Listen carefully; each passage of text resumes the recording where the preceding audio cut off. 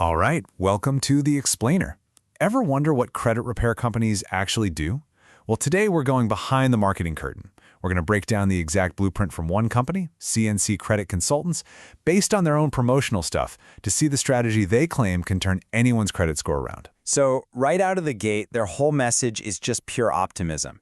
It's this core promise that no matter how bad things might look, your credit isn't permanently broken, it just needs to be repaired. And, that one idea really holds up their entire strategy. So where to even begin?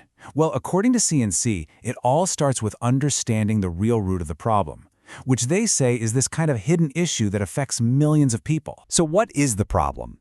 They argue it starts right here. I mean, think about it. Most of us were never taught any of this stuff in school. Credit is this system you're just thrown into. You're expected to figure out scores and reports without any kind of instruction manual.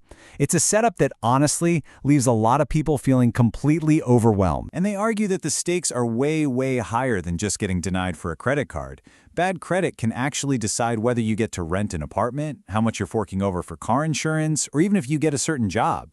It can even stop you from getting a basic phone plan. It just quietly dictates your quality of life in the background. And this leads to what the company points to as this huge source of frustration for people trying to fix their own credit. They actually give it a name, the verified trap. Okay, does this sound familiar to you? You find an error on your report, you send it a dispute, you're feeling a little bit hopeful, and then a letter comes back saying the item has been verified. Well, according to C&C, what verified actually means is the key to their whole strategy. So here's the big disconnect they focus on. The credit bureau tells you the account is verified, but C&C claims that often just means they called up the creditor who said, oh yeah, that's correct. They argue that what isn't being checked is whether the item was reported in full compliance with all the consumer protection laws. And that tiny difference, that's everything. So if that's the problem, what's the solution they're proposing? Well, this next part is all about their answer, which is basically using consumer protection law as a weapon. And their weapon of choice centers on this thing called Metro 2 compliance. Now, I know it sounds super technical, but just think of it as the really strict rulebook for how financial data has to be formatted and reported. C&C's strategy isn't just about asking if a debt is yours. It's about auditing the creditor's paperwork to see if they followed every single rule. And this quote right here from their material really sums up the power of that whole approach. It's a principle that comes straight from the Fair Credit Reporting Act. The company's whole position is that the burden of proof is 100% on the creditor. If they can't show documented evidence that an account is both accurate and compliantly reported, the law says it has to be deleted, period. Okay, so that's the theory. But how does this actually play out in the real world? Let's take a look at a case study C&C shares in their materials to see their blueprint in action. So to really bring this strategy to life, the source introduces us to a client they call Marcus. And his story is set up as this classic example of someone who felt like their financial situation was just completely hopeless. So this is where Marcus started, a 480 credit score.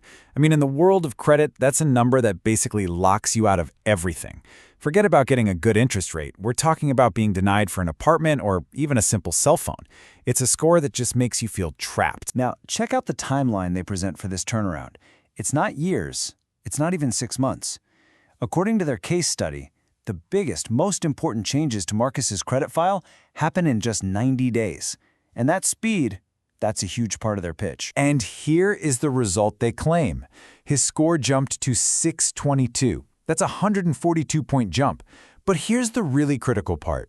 They say this happened by getting 5 collection accounts and a car repossession deleted from his file because of reporting violations, not because he paid them off. This story really highlights a myth that C&C is trying to bust. A lot of us think, oh, if I just pay off an old collection, it'll go away. But they point out that unless you get a specific pay-for-delete agreement in writing, that negative mark can haunt your report for 7 years. It'll just say paid. For your score, deletion is what really matters. So beyond just getting rid of negative stuff, C&C's message is really focused on the future. The next part of their whole narrative is about painting this picture of what life can look like when you have good credit. According to C&C, good credit isn't just a number on a screen, it's leverage, right? It's walking into a car dealership and being able to negotiate from a position of power. It's hearing those magic words, "You're approved," for the mortgage on a house you really love.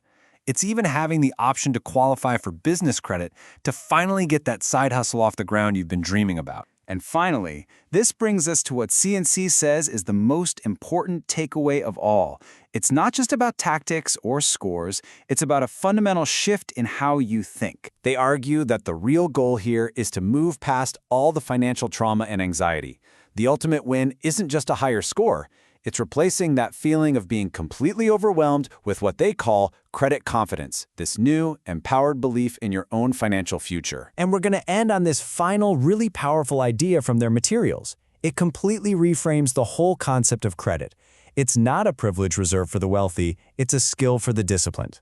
And what that suggests is that good credit isn't about how much money you have, but about how well you understand the rules of the game.